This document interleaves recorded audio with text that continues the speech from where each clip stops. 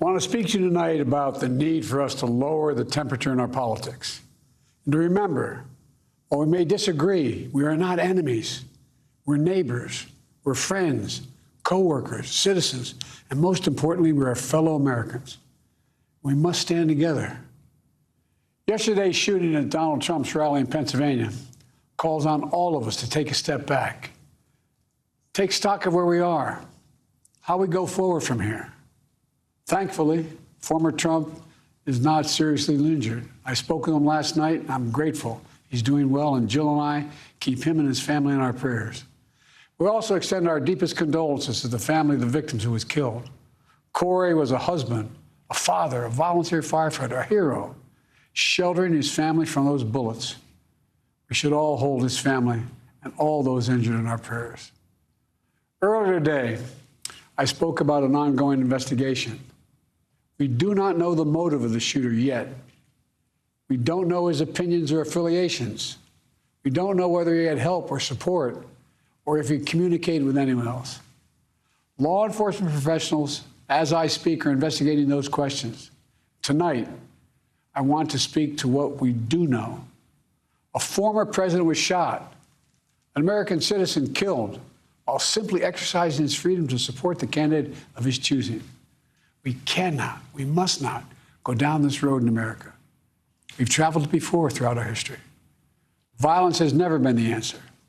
Whether it's with members of Congress of both parties being targeted and shot, or a violent mob attacking the Capitol on January 6th, or a brutal attack on the spouse of former Speaker of the House, Nancy Pelosi, or information and intimidation on election officials, or the kidnapping plot against the sitting governor, or an attempted assassination on Donald Trump.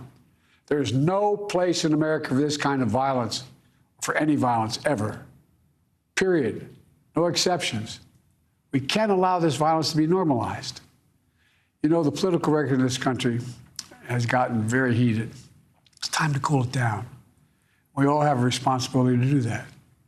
Yes, we have deeply felt strong disagreements. The stakes in this election are enormously high.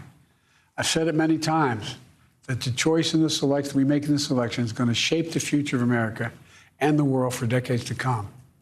I believe that with all my soul. I know that millions of my fellow Americans believe it as well. And some have a different view as to the direction our country should take. Disagreement is inevitable in American democracy. It's part of human nature.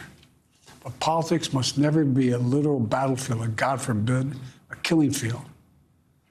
I believe politics ought to be an arena for peaceful debate, to pursue justice, to make decisions guided by the Declaration of Independence and our Constitution. We stand for an America, not of extremism and fury, but of decency and grace. All of us now face a time of testing as the election approaches. And the higher the stakes, the more fervent the passions become. This places an added burden on each of us to ensure that no matter how strong our convictions, we must never descend into violence. The Republican convention will start tomorrow. I have no doubt they'll criticize my record and offer their own vision for this country. I'll be traveling this week making the case for our record and the vision, my vision of the country, our vision. I'll continue to speak out strongly for our democracy, stand up for our Constitution and the rule of law, to call for action at the ballot box, no violence on our streets.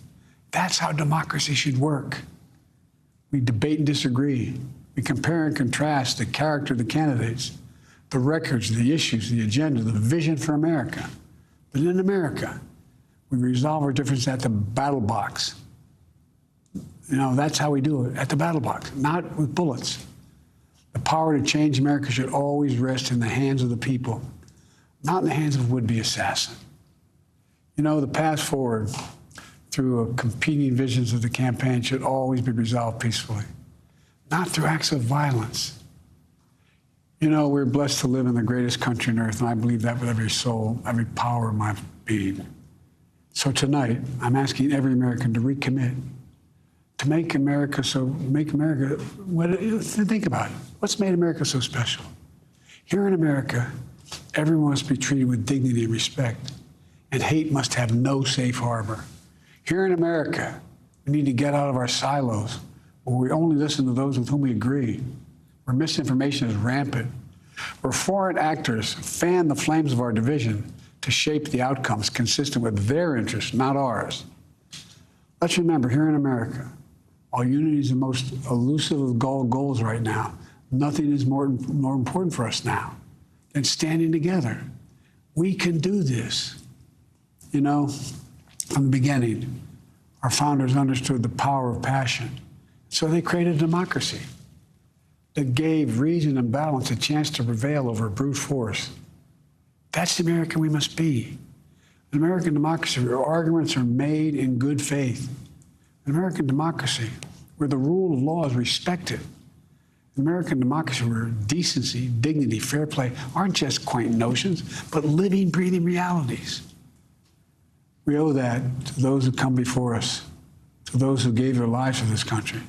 We owe that to ourselves. We owe it to our children and our grandchildren. Look, let's never lose sight of who we are. Let's remember we are the United States of America. There is nothing beyond our capacity when we do it together. God bless you all. May God protect our troops.